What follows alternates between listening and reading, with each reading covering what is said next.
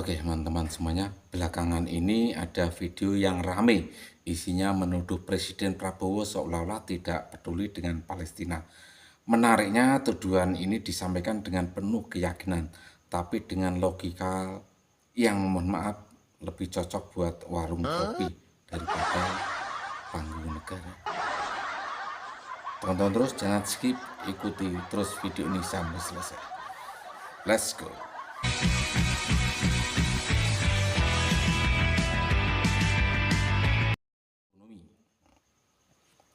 Kita mulai dari falasi pertama, false dikotomi. Seolah pilihannya cuma dua. Kalau nggak teriak di media sosial, berarti nggak peduli Palestina. Mau lihat videonya? Mari kita lihat. Oke, kalau gitu kita sekarang bahas Indonesia. Berarti ketika Indonesia masuk ke dalam Board of Peace, apakah perhitungannya adalah orang-orang Palestina? Ternyata enggak kan? Karena takut ditambah tarifnya, karena takut neraca dagangnya yang sudah untung itu jadi hilang, karena takut melawan Trump, karena Trump udah nunjukin sebegitu kerennya dia, bisa nyulik presiden manapun yang dia mau, bisa bunuh siapapun yang dia suka, dan tidak ada konsekuensi sama sekali. Bisa buktiin bahwa saya kalau deket sama Trump itu bisa kayak Netanyahu. Jangankan hukum dunia tuh, hukum akhirat dia bikin karena sudah terjanji sama dia. Itu kan yang dipengenin. Ya udah kalau gitu ya nggak apa-apa sih. Cuma ngasih tahu aja sih bahwa kamu bukan berbuat karena Palestina. Kamu bukan berbuat karena mikirin orang-orang yang dijajah. Kamu bukan melakukan itu karena kamu itu pengen dukung saudara-saudaramu yang ada di situ atau berbuat atas nama kemanusiaan. Kamu ngomong bahwasanya kayak kenapa harus milih kata-kata menjamin keamanan Israel? Kenapa harus milih kata-kata menjamin keamanan Israel?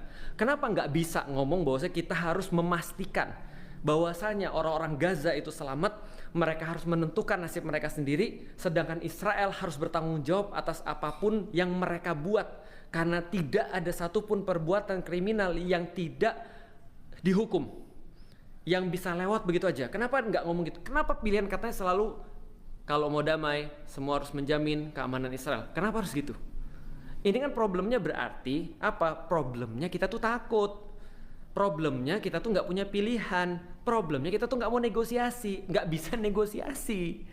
Jadi jangan ngomong bahwa saya ini negosiasi. Itu nggak masuk akal, itu nggak masuk logik gitu maksudnya. Udah ngomong aja kita lakukan ini karena kita pengen tetap dagang sama Amerika. Kita melakukan ini karena kita takut sama Trump. Kita melakukan ini semua karena kalau nggak deket sama Trump nanti kita susah. Kalau deket sama Trump kita dapat banyak privilege. Gitu aja ngomongnya. Itu lebih jujur gitu kan ya. Lagian ngapain kita gabung ke PBB kalau gitu? Nah, itulah teman-teman semuanya, sudah kita saksikan videonya. Sejak kapan kepedulian diukur dan volume suara? Kalau begitu yang paling peduli Palestina itu bukan diplomat, tapi toa masjid.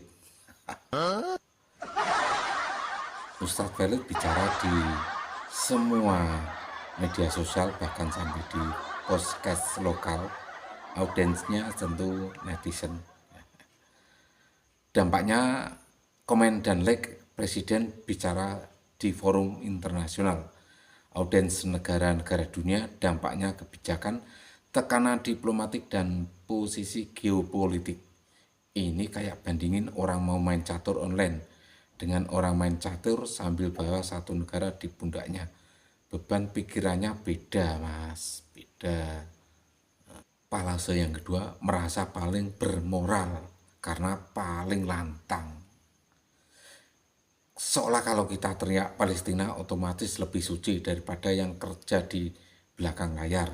Padahal diplomasi itu justru kerja sunyi. Nggak selalu estetik, nggak selalu viral, tapi efeknya nyata.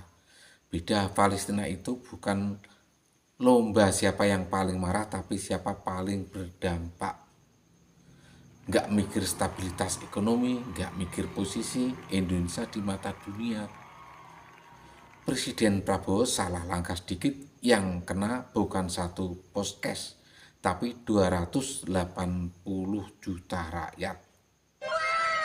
Cara berpikir beda, satu mikir konten ini rame apa enggak, satu mikir negara ini aman apa enggak. Kan gitu.